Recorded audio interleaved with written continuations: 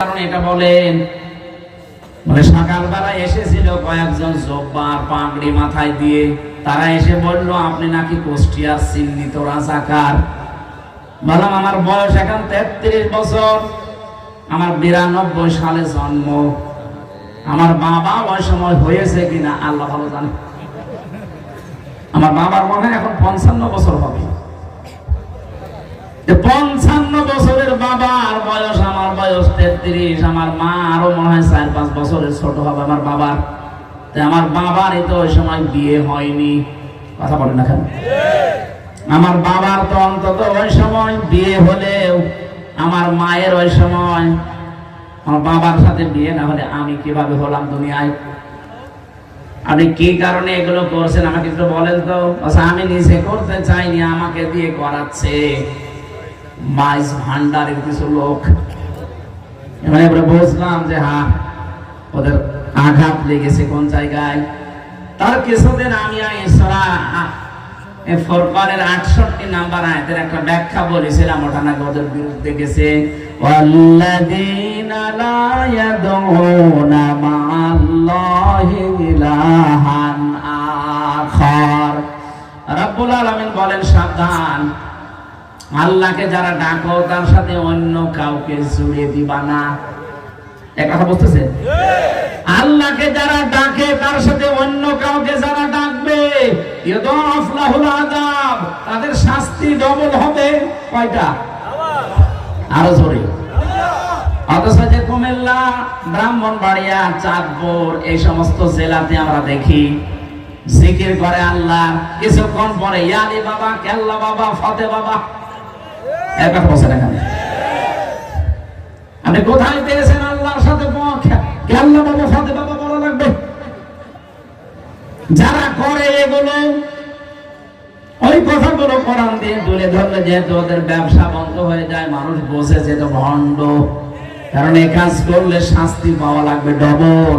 নিজেরাও জাহান্নামে যাচ্ছে, আমাদেরকেও সাথে নিয়ে যাচ্ছে।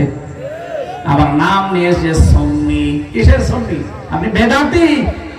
কারণ ইসলামের ভেতরে নতুন একটা জিনিস আবিষ্কার করেছেন, কেল্লা বাবা, ফতে বাবা, শালি বাবা, দয়াল বাবা। এক কথা বলছে না, ওরা যদি জাহান্নামে যেতে চায় যাক, অন্তত আমরা যারা সচেতন কোনদিন আর এরকম উল্টা পাল্টা জিকির আরো জোরে বলেন।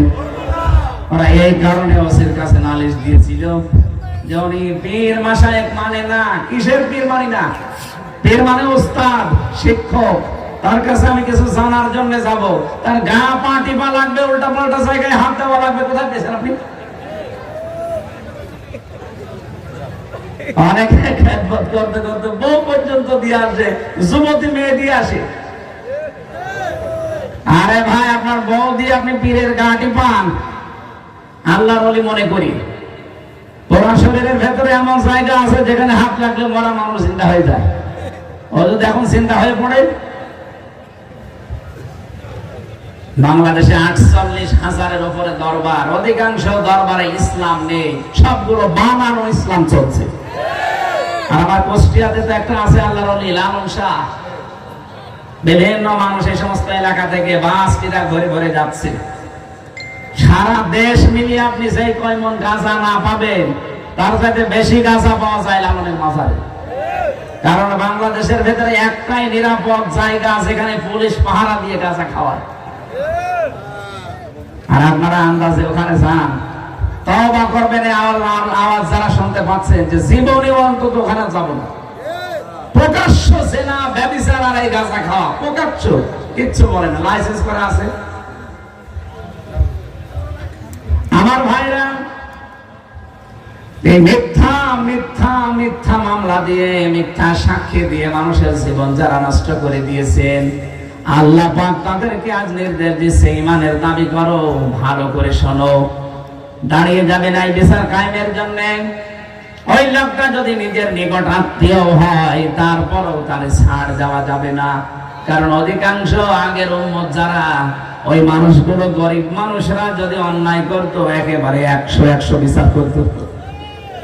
আর ধনী মানুষেরা, পাওয়ারফুল মানুষের টাকা পয়সাওয়ালা মানুষের ছেলেরা মেয়েরা তারা নিজেরা অন্যায় করলে তখন আর কিছু বলতো না।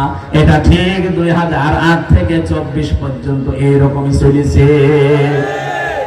যদি বিরোধী দলের কেউ কিছু করে 5 থেকে চুন খসে 14টা মামলা হয়ে যায় তার নামে, আর নিজের দলের লোক যদি আকাশও খেয়ে ফেলে কোনো অসুবিধা নেই।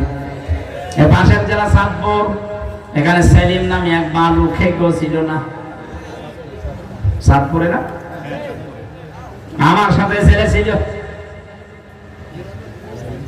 আমি দেখেছি এই লোকটার আচরণ কি। ওখানে যে মানুষগুলো কয়েদি আছে তাদেরকে পর্যন্ত পিটাতে যেত। কোথায় আছে এখন জানি না, মানে বের হয়েছে, মরে গেছে।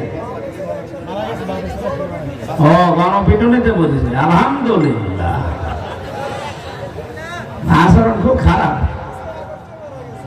ভেতরে থাকতে চালিয়েছে। আওয়ামী লীগ করতে মনে হয় না, শয়তানের ভেতরে যাও, শয়তান না, আল্লাহর লোক হবে। আমার ভাইরা, আমার আয়াতের মূল কথায় যাচ্ছে। আমরা আজকে থেকে যে যা করুক আমরা দাঁড়িয়ে যাব সত্য প্রতিষ্ঠা করার জন্য। আরে পৃথিবীতে সবচাইতে বড় সত্য হচ্ছে আমার আল্লাহর কোরআন। এটা প্রতিষ্ঠার জন্য আপনাকে দাঁড়াতে হবে, কেউ না থাক আমি একাই দাঁড়িয়ে যাব। কার জন্য দাঁড়াবো? আল্লাহ বলেছেন লিল্লাহি, আমি আল্লাহর জন্য দাঁড়াবি। আপনি তাকান তো নবীজির জীবনের দিকে, তামাম দুনিয়া একদিকে আর বিশ্ব নবী একা একদিকে। কি কেউ গাছ পূজা, কেউ মাছ পূজা, কেউ আগুন পূজা, কেউ দুর্গা পূজা, কেউ দর্গা পূজা নিয়ে ব্যস্ত ছিল। আর নবীজি পুরা একা দাঁড়িয়ে বলেছেন লা ইলাহা ইল্লাল্লাহ, আমি কাউকে মানি না, যিনি সত্য ইলাহ আমি তাকে মানি। কারণ আমি দাঁড়িয়েছি কোন আমি আল্লাহর জন্য দাঁড়িয়েছি। বাংলার মুসলমানের এই আয়াত আমি 100% বিশ্বাস করি, 100% আমি বিশ্বাস করে যতদিন আমি মেনে নিয়েছি, আমি দেখেছি আল্লাহ আমাকে সাহায্য করেছে। সেই 13 সালে একবার, 11 সালে একবার আমাকে গ্রেফতার করেছিল এই আয়াতটার কারণে। কোরআনে কারিমের আয়াত ব্যাখ্যা করছিলাম ওই সময়, ইয়া আইয়ুহার রাসূল বাল্লিগ মা উনজিলা ইলাইকা মির রাব্বিক, হে রাসূল আপনাকে আমি যা নাযিল করেছি ওটা মানুষের কাছে প্রচার করেন। আমি তো আল্লাহর আয়াতের উপরে 100% বিশ্বাস করে শুরু করেছিলাম, কিন্তু ওই সময় একেবারে ভরা যৌবনদের আমার নামে মামলা দিল পুলিশের কাছে। শিবির করে, শিবিরের রক দেখে বেড়ায় ক্যাডার। এটা যে একটা ডাহা মিথ্যা কথা, আমার জীবন দিয়ে আমি প্রমাণিত। রক কাটা কারে বলে জীবনে কোনোদিন দেখি নাই, নামও শুনি নাই। অথচ ইসলামপন্থী এই মানুষগুলোর উপরে একটা মিথ্যা তহমত দিয়ে বাংলার মানুষ থেকে এতদিন আড়াল করে রেখেছিল জালেমরা। এখন অনেকে আমার জালেমদের পক্ষ নিয়ে কথা বলছেন। এই বাংলাদেশে যদি সিগারেট বিহীন কোন ছেলে থাকে সেটা শিবিরের ছেলে, আমি গ্যারান্টি দিচ্ছি। আপনি বলেন, এরা টেন্ডার বাজি করে না, চাঁদা বাজি করে না, সিগারেট খায় না, ডাল খায় না।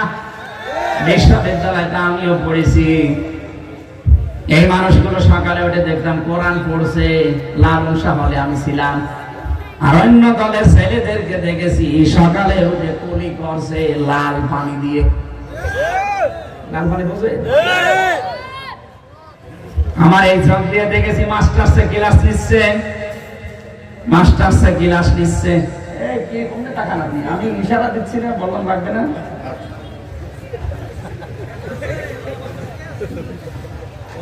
মাস্টার্সে ক্লাস করছিলাম, হঠাৎ শুনতে পেলাম হয়েছে। কি হয়েছে? পরে শুনলাম যে এক শিক্ষককে জুতা দিয়ে পিটিয়েছে মাস্টার্সের এক ছেলে। স্যার বলছে যে বাবা আমার ছেড়ে দিয়ে আমি জীবনে আর ক্লাসে আসবো না। বলছে না, বাংলায় উচ্চারণ করলাম না। বলছে শালা করি আমি মেরেই ফেলবো। পরে কিসে?